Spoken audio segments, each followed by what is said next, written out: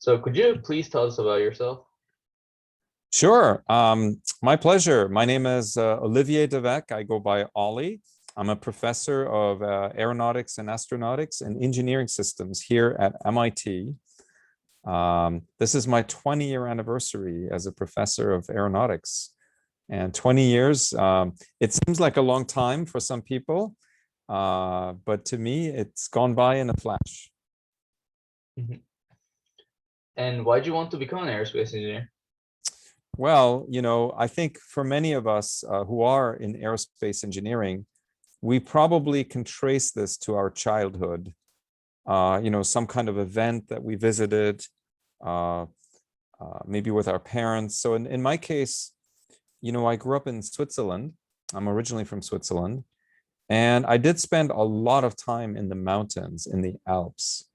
And there are two things that I noticed that really got me interested. One is, and you can see it in my Zoom background, the night sky.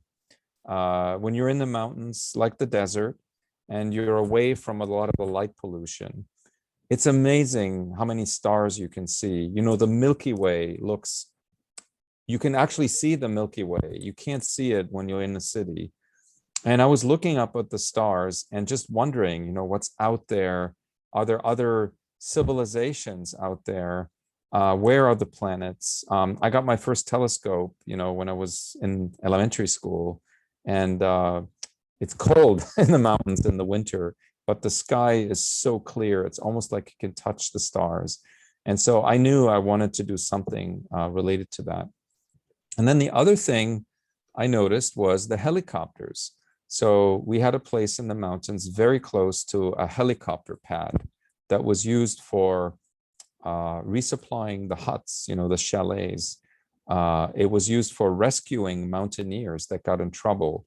And so I just loved watching the helicopters. And I actually got to fly in one at a relatively young age. And that, to me, sealed the deal. I want to do aerospace engineering. So in the past, you worked as a Swiss Air Force officer and then switched over to the industry, and now you're working in a university. So can you give us a comparison about how similar and different it is to work as an aerospace engineer in all three of these areas? Yeah, it's a good question. So yes, I did serve in the Swiss Air Force in Switzerland. Like in some other countries, military service is actually mandatory. And, I think it's a good thing. I mean, I think there should be exemptions, for people who can't serve because of a physical condition or because they're, religious exemption. So I'm totally okay with that. But I was very happy to do my military service. Originally, I wanted to be a fighter pilot, but I couldn't because my eyesight was not good enough. So the next best thing was to be an airplane mechanic. So I learned how to repair and maintain airplanes, how to do flight operations. I guess it's what you call a crew chief, for example, in the US Navy on an aircraft carrier. And so I did several years of military service, and I interleaved it with my studies at ETH Zurich. Many of the military airports, airfields in Switzerland are actually inside of the mountain. So imagine an aircraft carrier carved inside of a mountain. It has hangars, it has repair shops, it has crew quarters, you have supplies there. And so it was very exciting. I got very interested in not just the airplane itself, but how to operate it, how to repair it, where do you store it. It's essentially like Russian dolls, the matryoshkas. It's a system within a system within a system.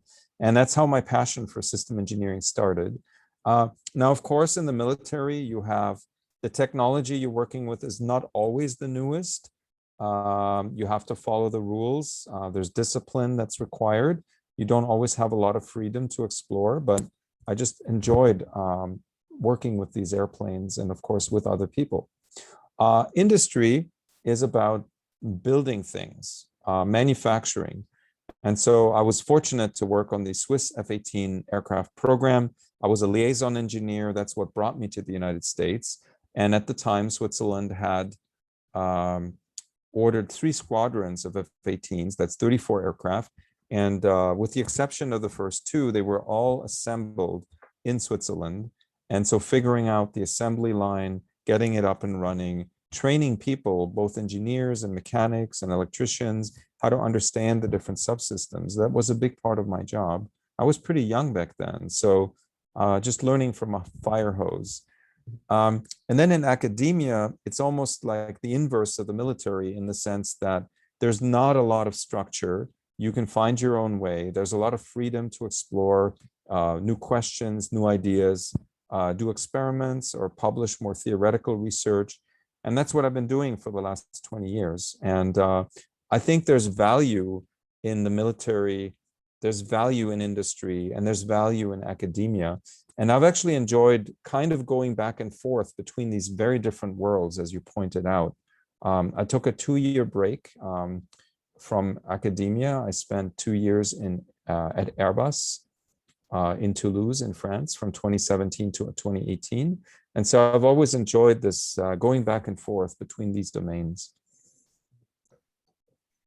And you mentioned that you worked with the F-18s and McDonnell Douglas. So can you explain some of your work, some of your experience working with the F-18s? Absolutely. So the F-18, as you know, was originally designed as a US Navy aircraft. I'm just going to plug in my power here. We always need power, don't we? So the F-18 was designed, basically for aircraft carrier operations. And people often ask, well, why would a small mountain, landlocked country operate the F-18? There's a couple of reasons for that. One of them, just in the name of the aircraft, F stands for fighter, A stands for attack. So it's an airplane that is multifunctional. It can do multiple roles. And in fact, in the cockpit of the F-18, there's a switch where you toggle between these different modes. All of the displays, all the software reconfigures very quickly. And so it's the flexibility and reconfigurability to do different missions that was important. Another part that was important is, and I mentioned earlier, the mountains, right? The caves in the mountains. So the F-18 has a wing fold. And so when it's not flying, it can fold up its wings and it's very compact.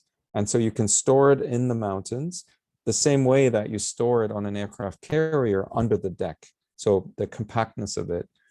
And then the final advantage is the maintainability. It's a very rugged airplane. It's relatively easy to isolate faults, whether that's in the electronics, in the software, in the hydraulic system. So fault isolation, and then very quickly replacing a faulty component by just swapping module in and out, doing a built-in test. So the maintainability of the airplane is excellent. And that didn't happen by accident. It was explicitly designed into the system. So you also mentioned that you worked in Airbus. What was your role during your time in Airbus, and what were some of your responsibilities? Yeah, so I was first approached by Airbus in the summer of 2016. So that's almost 5 years ago now. And the main challenge was that it's a very large company. There's several large aerospace companies that are out there, and a lot of technologies that are under development. In the areas of electric propulsion, for example, or autonomy, or more digital streamlined design processes. And so what they asked me to do is to join them for a few years to help put in place a technology planning and technology road mapping system that would cover all of the technologies that the company needs.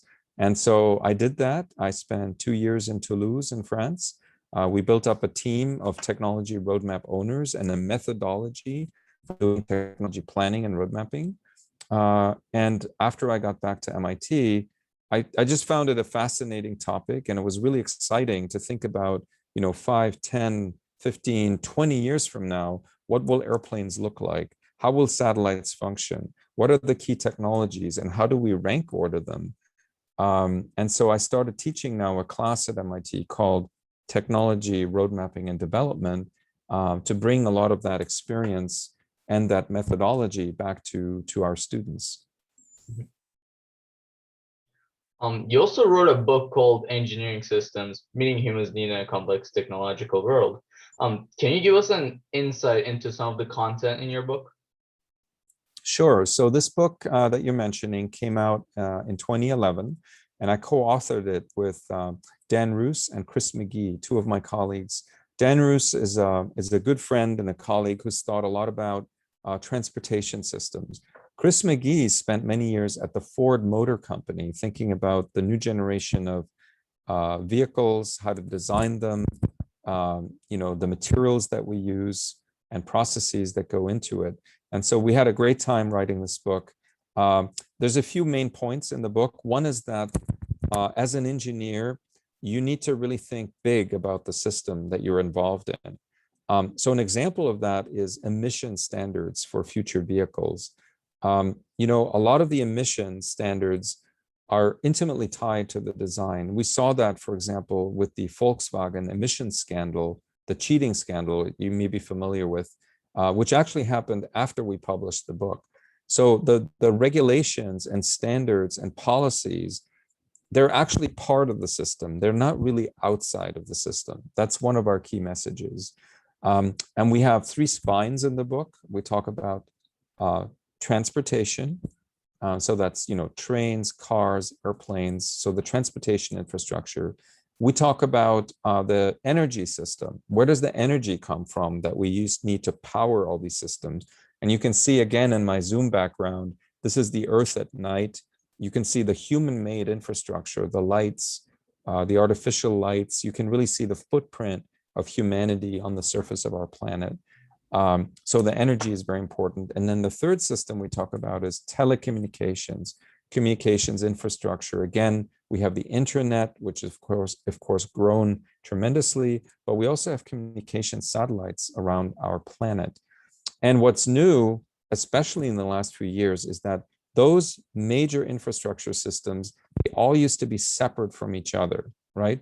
You had the roads and the highways, you had our electricity grid, and then, we've had our telecommunications infrastructure. Well, these systems are now all interconnected with each other. For example, if you shut down the internet, you might actually shut down the electricity grid too, because a lot of the commands that are used to, monitor substations are actually sent through the internet. And likewise, if you shut down the electricity grid, well, the internet is going to go down because you need power to run all the servers and all the infrastructure. And so that is fascinating, but the complexity of these systems has reached a point that, makes them challenging and difficult to understand, to manage, and to improve. And there was also a TED talk where you talked a lot about it, space and space systems. And so what is the importance behind space systems logistics? Yes, I think you're referring to a TEDx talk that I Yeah, gave TEDx in talk. about 2014 or 2015. So the topic of that discussion was should or how can humanity become a multi-planet species? What that means is not just visiting other planets. So in our solar system, the prime target for a visit is Mars, obviously, and many people are dreaming about and working towards, not just visiting Mars with robots, but actually landing there with humans, and then not just staying there for a short amount of time, but establishing a permanent human presence. And if you really think about this problem deeply, which we have, you come to the conclusion that it's fundamentally about logistics and supply chains. Something that I think over the last 2 years, a lot of us have been appreciating much more. So where does the water come from? How many spare parts do we need? Are we going to recycle the gases? What is coming from Earth and what can we produce locally? And so thinking about this as what we call an interplanetary supply chain, has become really important. When we first started talking about the interplanetary supply chain in 2004, 2005, I think a lot of people dismissed it and said, oh, this is almost like science fiction. But if you think about it now, 15 years later, it's become almost normal. We have commercial resupply services to the International Space Station. We are talking about the CLIPS program, which is the Commercial Lunar Payload Systems program. And we're seriously now making progress on sending humans to Mars. So yeah, it's a very exciting time. And I think we should become a multi-planet species for a number of reasons. You know, we're in a sense, as bad as COVID is and the COVID pandemic, it could be much worse. It could be even deadlier than it is.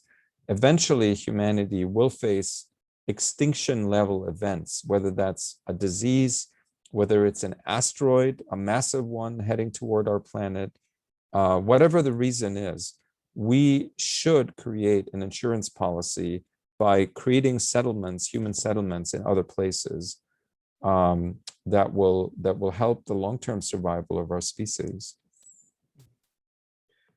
So what is SpaceNet and what is its purpose? SpaceNet is a software environment that we created starting back in 2004, 2005. It's essentially what's called a discrete event simulation. It allows you to simulate the flow of vehicles and traffic between different nodes like the Earth and the Moon, Mars, and it allows you essentially to not just think about it qualitatively, but also to run the numbers. Do we have enough fuel to get to those places? Can we execute those missions? How many supplies do we need? Should we build an intermediate depot, for example, for resources? So that's what SpaceNet is. Spacenet.mit.edu is our website. And we've recently started working on a cloud-based version of SpaceNet. So the advantage of that is that it would allow you to not have to download a piece of software or a piece of code on your computer, but you could just run it directly on the cloud. And so that is what we're working on. And it's again comes to this bigger vision of not just thinking about the Earth, but where can we move from the Earth?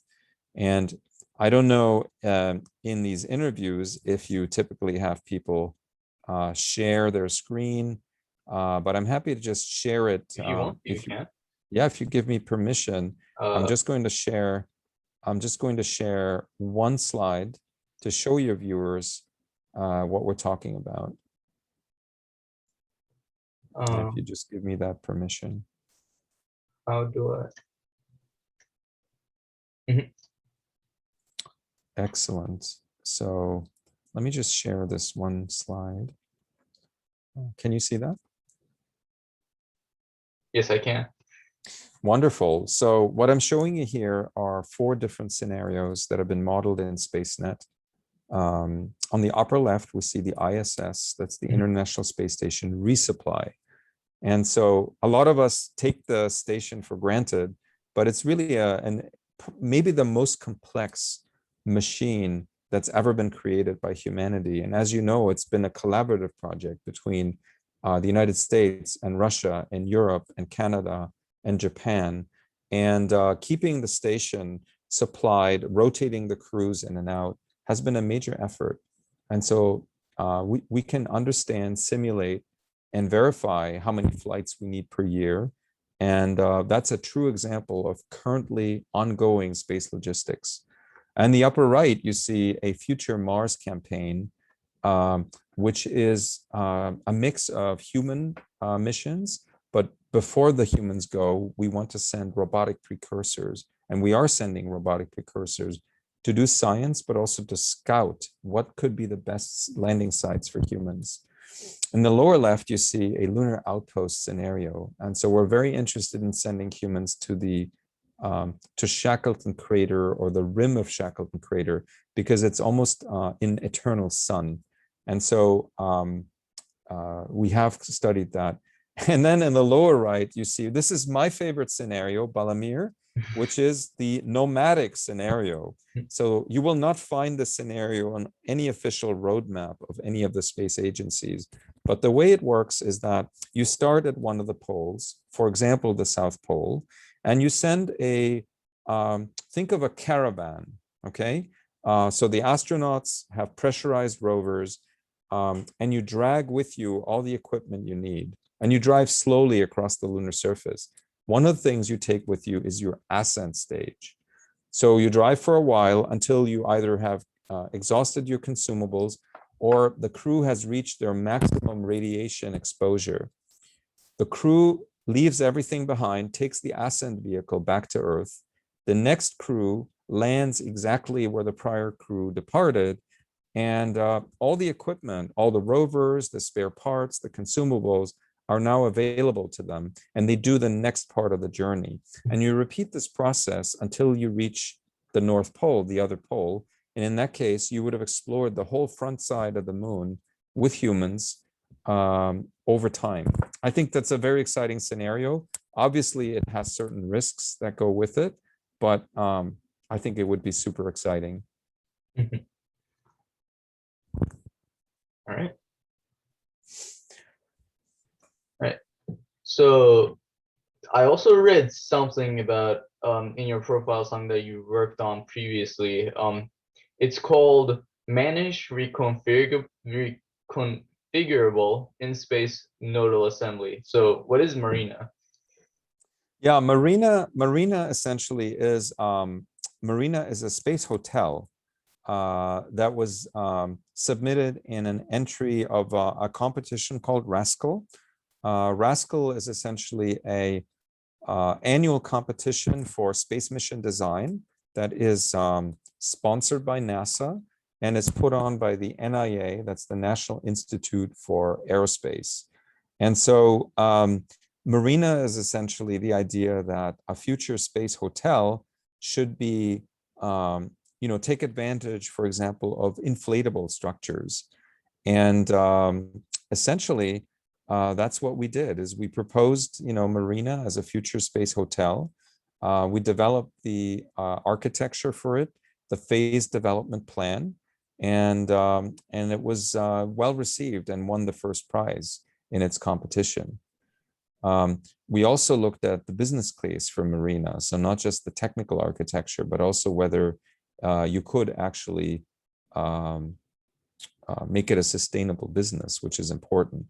Which I think this is one of the recommendations I would have for all of your viewers is to think about not just the technological side, but also think about the business side. And what do you think has been your toughest accomplishment so far in your career? Let me talk about this in 1 second. I want to just show you a quick picture of Marina, if I may. Oh, all right. Just to make it a little bit more visual for your audience. And let me see if I can share that. Mhm.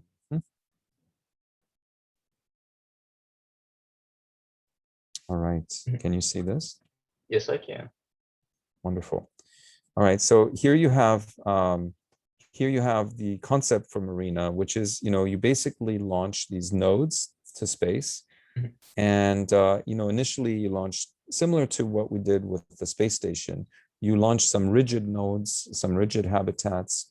And so here we're actually showing the first node being launched next year in 2022.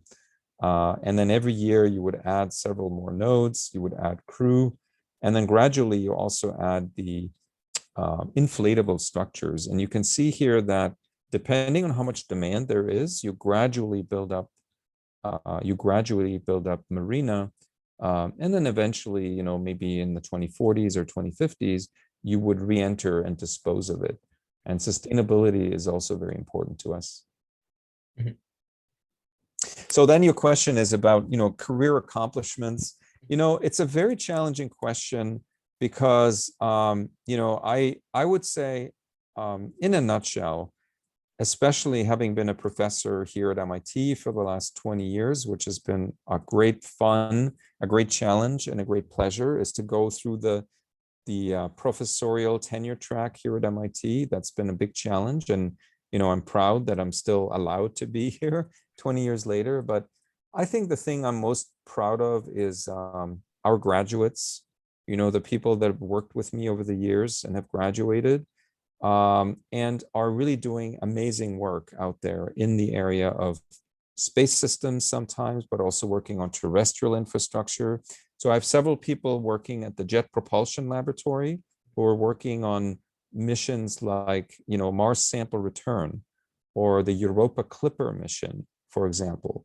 I have students of mine or former students of mine who are working at SpaceX on, for example, the Starship program or the Starlink satellite constellation.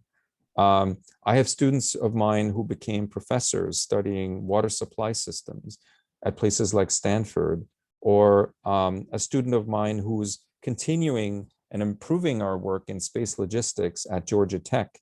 I have students in Europe and in Asia and Korea really bringing the message of systems thinking, systems engineering to their students. And so there's so much that we can learn and so much that we can improve in terms of how we do things today, both on Earth and in space. And that's what I'm proudest of.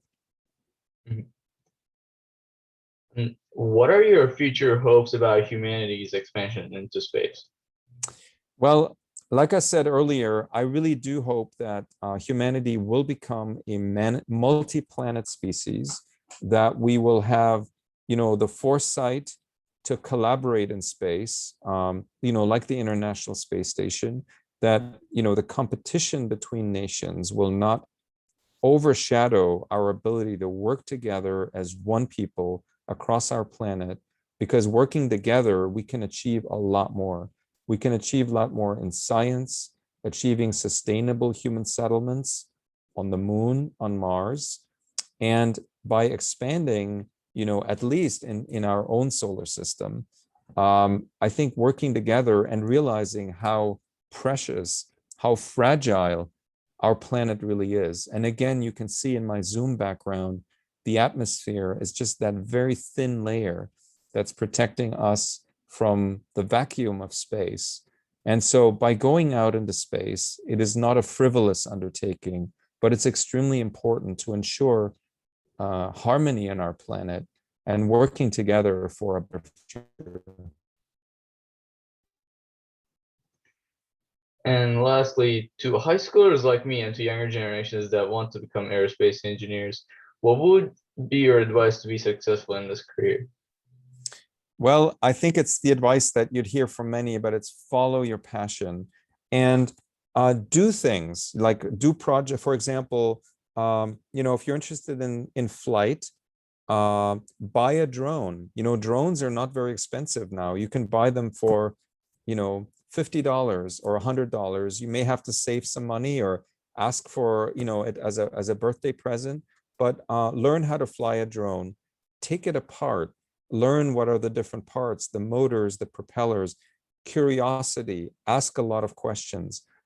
If you can take a flight lesson, if you have somebody in the airline industry, see if they will let you into the airplane hangar to see how maintenance is done on airplanes. If you have the chance to go see a launch, for example, in Florida or in Texas or in California or wherever you're living in the world, go see a launch. If you can't do that, well, maybe try to build your own rocket. Do it safely. Don't burn your fingers or worse. So safety always comes first, but just learn and do. And we have a motto at MIT, and our motto is mens et manus. So mens is our hands, do hands-on projects. So mens is the mind, of course. So think about what's going on, what is the knowledge that you need. And then mens is the hands. So mens et manus, manus is the hands, mind and hand, mens et manus, working together to create a better future. And that's really what aerospace is about. And even as a high school student, pay attention in physics, do your math homework, learn as much as you can. And you guys have something we didn't have, which is the internet. There's so much information available of the internet.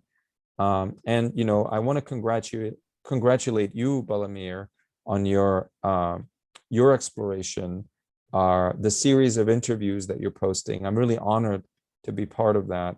And so you're, I think, a shining example of what you can do as a high school student. Thank you. And thank you for letting me interview you, and thank you for joining. My pleasure, and hello to all of you, and keep exploring. Have a great day. Bye-bye.